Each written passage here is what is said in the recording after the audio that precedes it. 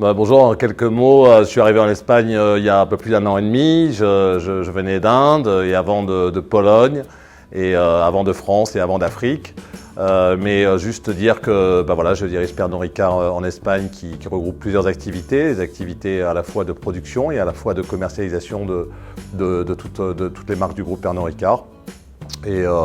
Écoutez, je suis dans un merveilleux pays comme on le sait tous, tout simplement parce que c'est un pays qui est unique quasiment dans l'univers de la consommation, tout simplement parce que les Espagnols sortent beaucoup plus que tout le monde. Alors évidemment, avec la pandémie, c'est un peu moins le cas, mais c'est un pays unique par son nombre d'établissements, de bars, de restaurants, 360 000, c'est-à-dire quasiment l'équivalent de ce qu'on peut trouver en Europe.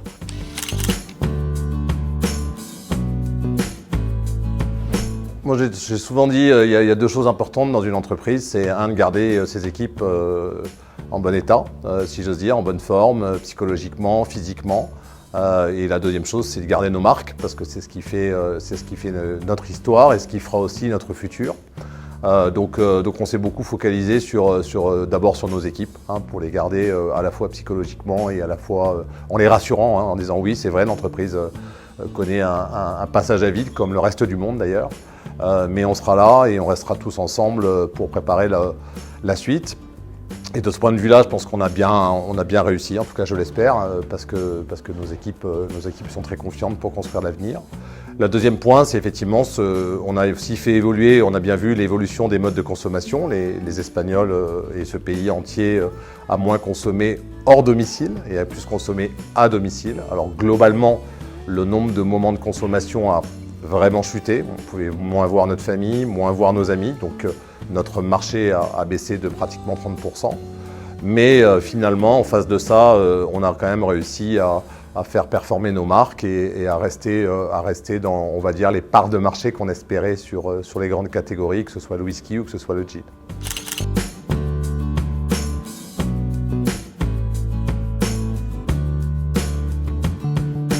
On a cette chance d'avoir une énorme unité de production qui est à côté de Ciudad Real, à Manzanares, dans lequel on produit à peu près 10% des volumes de consommation spiritueuse du groupe. On a aussi un laboratoire de recherche qui est à la pointe au niveau mondial et qui, pour le groupe, a la responsabilité de produire des choses et qui le fait avec d'autres pays, en particulier par l'Angleterre, qui est un pays phare pour nous, compte tenu du fait que c'est de ce pays dont vient le gin Beefeater, mais c'est avec eux qu'on a créé, et avec notre laboratoire de Manzanares, une nouvelle catégorie qui est une catégorie de gin light, c'est-à-dire light en degrés, mais toujours aussi forte en saveur. Donc on a moins de degrés, 20 au lieu de 40, et on a aussi tout le temps un même niveau de saveur, ce qui était une gageure dans notre univers, mais qu'on a réussi à faire en pleine pandémie, j'allais dire, et à lancer cette nouvelle catégorie auprès des consommateurs.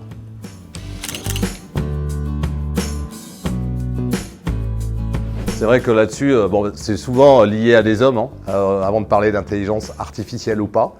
Il y a souvent des personnes qui ont envie effectivement d'aller plus loin dans la recherche, d'intégrer beaucoup de data.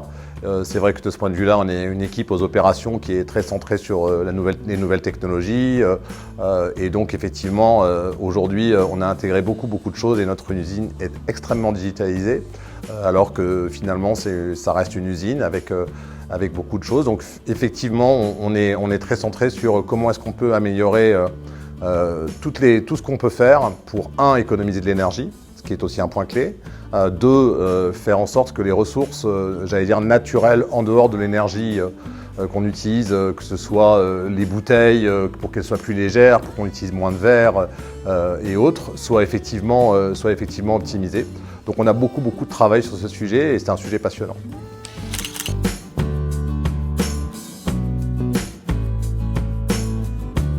Oui, l'enjeu, je pense que c'est quand on crée des commissions sectorielles comme l'ont été faites par la Chambre, c'est effectivement d'arriver à réunir autour ensemble des entreprises qui ont des intérêts communs pour à la fois échanger. Donc sur la partie retail, je sais que évidemment le groupe Carrefour ou d'autres grands groupes français comme Auchan ou d'autres sont présents, mais aussi des groupes espagnols importants sont aussi partie de cette commission. Et puis il y a beaucoup de producteurs, qu'ils soient français ou espagnols, qui cherchent à avoir des lieux dans lesquels ils peuvent effectivement échanger. Donc l'enjeu de cette commission, c'est à la fois de réussir à ce que les gens, il y ait de l'affectio sociétatis, j'allais dire, qui se connaissent, parce que la vie, c'est quand même aussi de ça, de se rencontrer, de se connaître. Et d'autre part, de réussir à se dire, c'est quoi les orientations pour le monde de demain? Parce que le monde de demain, il sera probablement, il y a l'arrivée du e-commerce qui a beaucoup explosé, il y a des nouveaux enjeux pour réussir à faire en sorte de vendre ou de commercialiser des produits, ou de les produire aussi. Et donc c'est ça l'enjeu, c'est d'avoir un lieu d'échange pour tous ces acteurs. On est confiant pour 3 raisons. La première, c'est que le tourisme va revenir en Espagne. Ça, c'est le point clé. On a eu l'année dernière à peu près 15 millions de touristes. On était habitué à en avoir entre 80 et 85. On estime que cette année, en tout cas toutes les projections nous donnent qu'on aura à peu près 45-50 millions de touristes en Espagne. C'est probablement le bon chiffre pour avoir toujours des plages qui ne soient pas trop bondées, mais avoir aussi du tourisme de qualité. Donc ça, c'est un point clé pour le pays, en particulier pour l'emploi.